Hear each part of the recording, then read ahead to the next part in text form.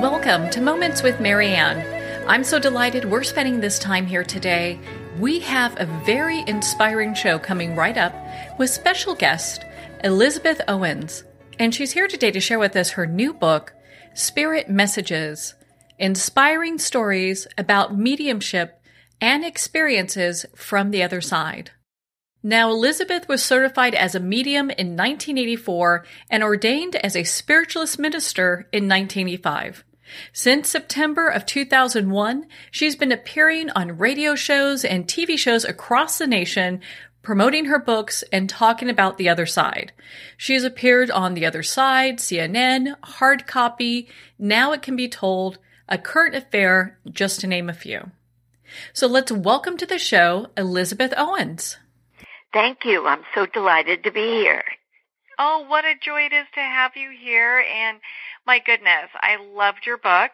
It was such a great book. It really felt like I could understand what you've been through and the road you've traveled. And I think it's important for a lot of people to hear that, because a lot of times they think, that if you're gifted, it's all rainbows and unicorns, Yeah, well, not necessarily. Gifted people are humans, so right there you've got problems galore. So what can I say? You have to have that human experience, right? Yes. Oh, definitely. Yes.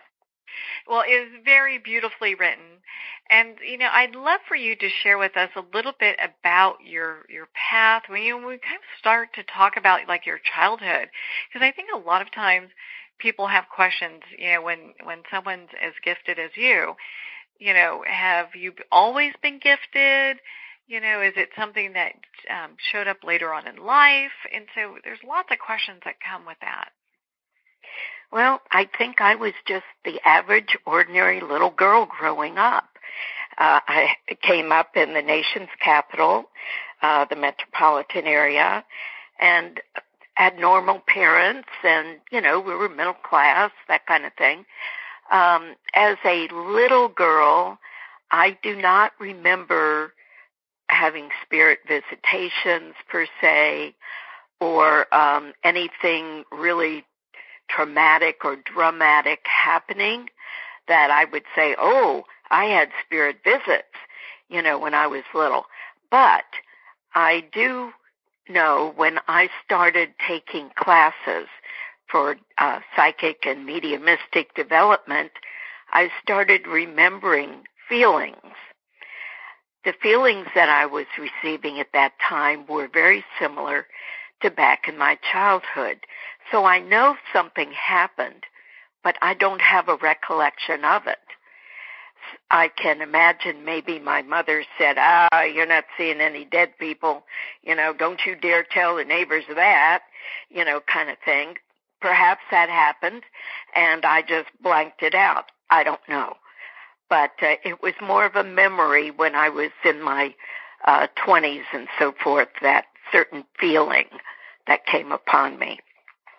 Well, it's interesting, a lot of times, depending on our upbringing, and I'm preaching to the choir, but depending on our upbringing, we'll go ahead and shut down what's happening spiritually, because it just, we'll get parents that will say things like, oh, you didn't hear that, or that didn't happen, not really realizing the impact that they're making.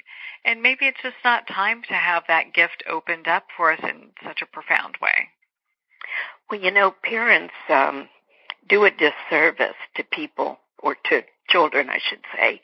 I remember one time I owned a hair salon, maybe 15 years ago, something or other, and one of the ladies had a daughter, and she was like 13, perfect age, and she's having these visits, and she's saying things to her mother, and her mother is like, ooh, but she mentioned it to me knowing what I do and so forth. So I said to her, well, I can talk to her. I can explain things so she doesn't think something's wrong with her, or, whatever, just to make her feel better. And we never did have that discussion, because I don't think Mama wanted her to know anything. She just wanted her to completely forget whatever experience she had. Yeah. So I don't think that's doing a good service to the child. Well, because a lot of times, they kind of get, this feeling of longing or stuck, or they repress things that come back later. And you're 100% right. It doesn't serve anybody. No, I mean, if you understand something, then you aren't going to be afraid of it. And most people are afraid of the boogeyman, things that go bump in the dark, all that kind of thing. And, if they just understand, then I feel like there would be much less fear in the world. I like to educate people about as much about what a medium is as what a medium isn't, what Cassadiga Spiritualist Camp is as what it isn't. The isn't and the is, they're both important, so people have understanding, and then they can either accept or reject or go on their way, ignore, explore, whatever they want to do. But knowledge is so important, I feel. Well, and to kind of piggyback on that, in your book you talk about the path to knowledge. And I'd love for you to share what you mean by that, because I think a lot of times people, especially when we talk about spirituality, they get a little confused. Well, gosh, your path to knowledge, that's going to be so varied depending on the person, let's see. I know it can be different for everybody, on finding their truth and their knowledge. Well, yes, and even, this is going to sound funny maybe, but even within the spiritual realm, so to speak, you're going to have divisions. Some people are psychic. Some people are mediumistic. They're not the same thing. And a lot of people don't understand that. When I started out on my path to knowledge, I started out training as a psychic. And that's where you're using your mental capacities, your senses, your feelings. But it was a couple years later, after I'd had some experiences with spirits, whether I wanted them or not, they just kind of came and were there. Surprise, here I am, bang, bang on the door, and you open the door and there's nobody there. You start paying attention. So a couple years after the psychic training, I started really working into more the mediumistic field. And much later, I went to outskirts of London, Stansted, England, and studied at the Arthur Findlay School of Psychic Science. And so, my training, my path to the knowledge was varied from my spiritualist community in Florida to going to another one in New York State to going to London and to learning and putting it all together for my own personal knowledge, growth, and how I would accept everything. What a beautiful path that is, though, because I think a lot of people, when they're on their spiritual path, sometimes they feel like maybe it needs to be this profound thing, without realizing, we're just taking these human steps and we're moving forward. And, and the spirituality looks different for everybody. Well, certainly it does. And just because you see spirits, or you've heard spirits, or say you sense someone is around you, that doesn't mean that, I'm a professional, or, I should take this further. No, not necessarily. You can live in your normal everyday life and be mediumistic, being sensitive to the spirit world. Doesn't mean you have to become a professional. Just means you utilize that ability for your own spiritual growth or your own protection. Say, if you get a warning not to go down that street in your vehicle, and then you find out later there was an accident kind of situation, you don't have to utilize it for anything but your own personal benefit. Yeah. And I love that you talk about that, because a lot of times when people do start to see things, they forget that there's personal responsibility with what they see as well. You can't just, if you hear something, start telling people. You have to really kind of inquire if that's even something that you should be sharing. That's very true. You don't want to do what we call sidewalk mediumship, where you walk up to somebody and you go, I just saw your father around you. Didn't he always wear a ball cap? Something like that. And, you could get somebody to take one of the melons and smash in your face, They didn't like hearing that in the middle of a grocery store, or it could upset them terribly, or who knows what. No, some things you can know it. You don't need to share it. Keep your mouth shut. I agree with you, because there's that discernment that has to come in place. And gosh, there was so much I learned in your book. You talk about misuse of energy, and so I think this is kind of a nice way to kind of piggyback on what we're discussing right now. What would be some examples of that, and what have you seen in your life? As your experience, what has that shown you as far as that happening? Well, I've had personal experience with that. A particular professional psychic purposely went into my dream state at night, and we were like, I'm trying to think, maybe 35, 40 miles away, and he went into my dream state, and all night long I was dreaming about this person. And he also did various other things where he wanted to know where I was, and I could feel his, fingers on the top of my head, like a big hand squeezing, and I don't know, odd little things like that. He tried to manipulate me, control me, more or less. I didn't even realize it at the time. It was kind of scary when I finally figured it out, but it took me being away from this person for me to be able to get my sense of self back. That is true misuse of abilities. Just because you can do it doesn't mean you should be doing it to manipulate and control situations around you, certainly not controlling people. I mean, that is just deplorable behavior. Yeah, that's not cool at all. I would think there would be some really karmic lessons tied into that at some point as well. I would think so. I would hope so, actually, because, you just don't do that.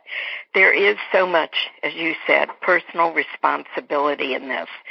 And when you give a reading to someone, there's a little bit of karma going with that.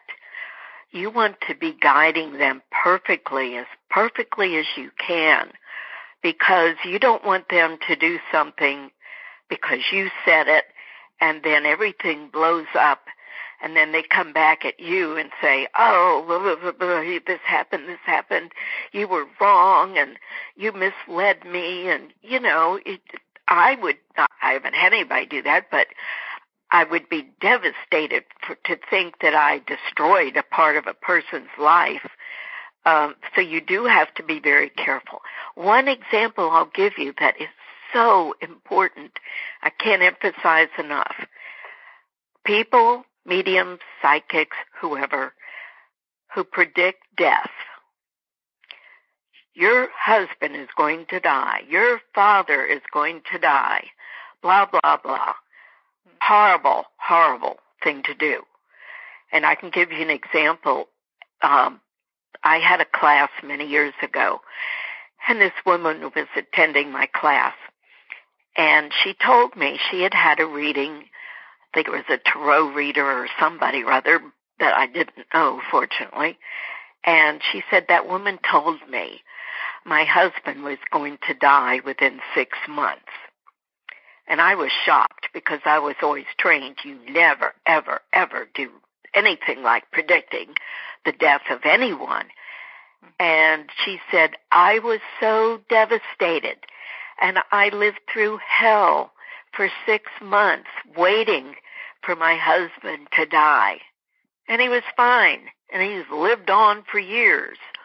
It was no big deal with his health at all. But she went through all that trauma. And to me, that is putting a thought into that woman's head where she's almost helping to create that outcome. Because as we always say, thoughts are things. And when you think something and project it and work on it or worry about it even, you're just kind of giving it more power and emphasis to make it happen. It's kind of like, when we do chants or, affirmations, whatever, we're building an energy to make something we hope to happen.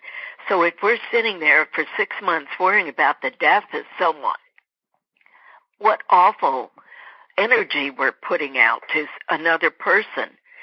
So that is huge personal responsibility there. Never predict death.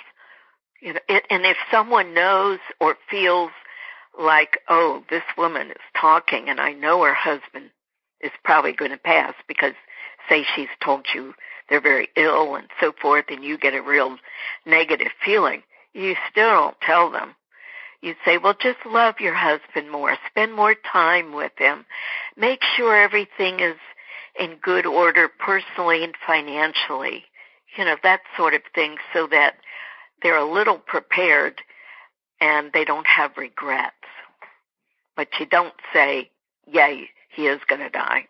No. No. I mean, that would be like common sense for I think anybody. It's like you really have to have discernment when it comes to those kind of things. So thank you so much for talking about that, because, I think if someone was to hear that and they're not prepared, they wouldn't know what, they would just take it to heart like that person did and worry. Right. They don't need to know that. There's some things you just don't share. Yeah. Well, and I know that art has become a part of the work that you do. How did that incorporate into your spiritual work? Well, I was always an artist. I remember drawing eyes when I was 3 years old. Mm-hmm. And that just kind of developed, and I drew horses and faces, mostly faces. The face always interests me. And even in high school, I took some art classes in high school. And portraits, that's all I ever wanted to do were faces. So I was a natural artist. I didn't go to school for it except high school, big deal. And a lot of people knew I had artistic ability. So one year when I went for my annual astrology reading, this lovely lady said, well, you're a medium. Why don't you take your artistic ability and draw what you're seeing? And I thought, wow, what a good idea. So from there, I started drawing people's spirit guides, those entities that were around people. And I did it in pastel. I started with charcoal. I didn't like that medium at all. It was messy. So then I started into pastels and pastel pencils, and then I would give a whole story that went along with the particular spirit, when they lived, what their personality was like, and how they could help them and direct them and so forth. And that's kind of how that started. And it also bled over into going into working in oil painting, which I had done over the years for my own enjoyment and still do. And I started painting whatever spirit led me to paint on a canvas. And I've had art shows, and I've sold many paintings. So, it's a nice way of sharing the spirit world with people, I guess you could say. Yeah, being able to have that physical piece that they can take with them. Because I know your spirit paintings, I mean, you have some very beautiful ones, and I'm sure they're very touching for the people you paint them for. Yes, they are. Yeah, they have moved them very much, yes. Mm-hmm. Having that deep connection. Well, and so when we talk about spirit and how you communicate with spirit, what does that look like when you get messages? You know, let's say you're maybe doing, with a group that you have messages for, maybe a private reading. What do those things look like? What can people expect? Well, each medium works differently. Some people hear, some see, some feel, some smell. It's all pretty individual. So when I work in particular, I'm clairvoyant, so I see. Now, I don't literally see a spirit standing behind somebody, but I will see it in my mind's eye. Like if I were to ask you to imagine your cat in your mind, think about it, it would be kind of like seeing your cat in your mind, sort of thing. They start moving, doing things, and it gives me a sense of their personality. It'd be like watching a movie, so to speak, and as a person is moving around on the screen and you're getting a sense of, oh, this is a really energetic person. And you might even get a sense of what they sounded like. They had a gruff voice or something of that nature, or you might see them playing a piano and say they're musical. So that's the way it kind of comes over to me. Plus also the sense of feeling. When you see them moving and talking, you're sensing, you're feeling their personality and their ailment, maybe, if they had, let's say, rheumatoid arthritis or something, you might get a sense of, oh, man, my knee hurts. Now my elbow hurts, and then you might relay that, I'm getting pain in my knee, my elbow. Did they have some sort of arthritic condition? So that's kind of the way I work, the way it comes through to me. That sounds beautiful. I love that because it really is this deep connection with spirit. And then you're able to relay these beautiful messages to people where they get this real sense that their loved ones are there and they're making those connections personally too. Yes, as long as the spirit is cooperative, it works that way. It's like when you're dealing with spirit, it's like dealing with people. If they cooperate, that's great. If not, okay, now back up, Well, why don't you share with, I think, my goodness, we've covered so much, and I don't want to we can't even cover everything in your book because there's so much there. Why don't you share with us one of your, like your session experiences that you can share with us, from the book, just, messages that you've brought forth. Okay. Well, let's see. I could talk about group messages. I've always liked doing group work where I have more than, well, not a group like of 50 people particularly, but more like I've got a couple sisters or really good friends. I find it interesting that a lot of times people will come who are related. Having a mother and two sisters is pretty normal, or even three sisters. Sometimes a brother will come. But it's funny, the men don't really come that often. It's more the women that will come to sessions like this. And if, let's see, it's helpful, in my opinion, if they are related. Because if you're talking about this one woman's mother, it means it's also the grandmother to the two women with her. So you're hitting everybody which is good because you don't want to leave anybody out, and you just cross your fingers all the spirits will come through that are necessary at that time, so everybody feels they were touched in some way. So if they're related, that does help that situation a little bit. I've read for people who, oh goodness, I'm trying to think of a good one. The two sisters were relating, and the mother was like, I don't know, well, kind of sounds like her, getting that kind of a reaction when, and the two sisters are going, yeah, Mom, that's Aunt Dora. Don't you know? Da-da-da-da-da. She wore this and that. Oh, yeah, okay. So it helps also for them, sometimes for them to get the message to begin with, especially if the woman isn't quite catching on to what's going on. Trying to think of some good stories to tell you. Yeah, well, I find it fascinating when that does happen, because I've attended several different group readings, and when I've seen when that does happen, either right after the session has closed or as things are finishing up, people will often say, oh, yeah, that's so-and-so, or yeah, okay, now I remember. It's just that they're kind of in I don't know, a state of shock, or they're just trying to understand how this is possible. Maybe they're trying to make it possible with their mind, Well, yes, that's really common, though, because I always joke with people and say, okay, now I want you to try to remember the impossible. Everybody you've ever known in your whole life, from your childhood up to now, who may be in spirit, and all those relatives you haven't met. And they look at me like, huh?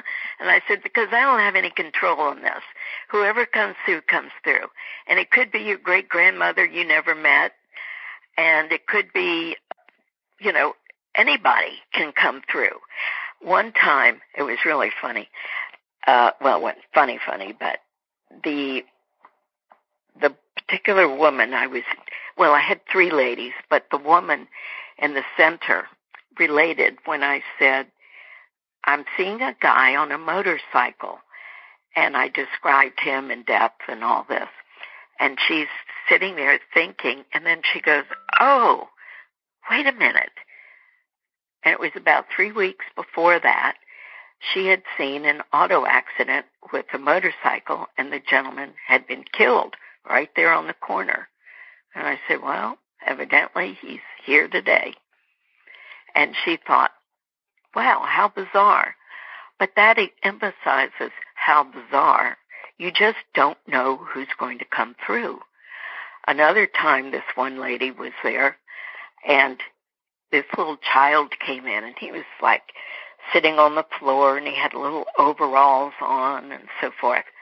And I was talking about him, and she said, well, I'm not sure if that was for her or not, because there were other ladies there. But a few years ago, when I would be at work, I would look up, and there would be this little boy sitting in front of file cabinets on the floor, and he wore overalls, and he was the description I gave. And she said, and every once in a while I'd see him at home, too. He'd be underneath the table, just looking at me. And she thought, she said, well, that must be who this is. She said, but why did he come to me? Because he doesn't come to me anymore. And I said, because he needed you. He had lost his mama, and him, both of them, had died in an auto accident, and he was looking for you as his mother. And she thought that was so sweet. It made her feel good. She said that she was able to help him in some way just by sort of being there for the child, even though he was in spirit, and she wasn't exactly consoling him, but he kept coming around her because he needed her energy, I guess, her peace, her subtlety, her love. So you just never know what's going to come through. And then it can be a big-time relative that you're just dying to see, or not. Sometimes they come through and they don't want to see that person. So you just never know who's going to come through. Well, and it's interesting. It might not be who we want, but maybe it's the person that we need, Well, the thing is, some people don't realize this, but we do this work for the spirits as well as the ones in the living. Mm-hmm. That spirit needs to come through and maybe say thank you or I'm sorry, whatever the message may be. And whether you want them there or not, you might say, I'm there for the spirit in this case to help them too. Yeah. So it goes both ways. Well, my goodness, Elizabeth, we can talk all day. You are so amazingly gifted, and I love your book, Spirit Messages. I felt it was just a really great piece of work and helped people not only to understand what people who are gifted like you walk through, but also what to kind of expect, and it was really educational in many ways. Where can people connect with you and learn more about your community? Oh, well, you can go to 2 different ways to connect with me. Then go to my website, which is elizabeth-owens, Owens with an S, .com, or they can go to, I'll have to spell this, Cassadaga, Cassadaga, spiritualistcamp.org. And there are all kinds of interesting pages on the events in the Cassadaga community, lots of mediums there, just everything you can think of, the church services. I was pastor there for a total of 8 years. So there's a lot going on in that community. And then, of course, my website shows you my books and my paintings and anything that's coming up. So they can certainly learn a lot more. Oh, without a doubt. And, of course, they can pick up your book, Spirit Messages, at Barnes & Noble, Amazon, indie bookstores, and all major retailers, which is really exciting. Elizabeth, thank you so much for taking the time to be on the show with us here today. Well, thank you very much for having me. You've been a doll. Oh, well, thank you so much, Elizabeth. It has been such a pleasure to spend this time with you and, of course, to talk about your new book, Spirit Messages. Now, Elizabeth's new book can be purchased on Amazon, Barnes & Noble, and all indie bookstores. And if you have any questions or want to see about some of the other things that she does, please reach out at her website, elizabeth-owens.com, for more information. Well, we're at the end of our time today. I would like to thank everyone for tuning in. You're listening to Moments with Marianne. And remember, make every moment count.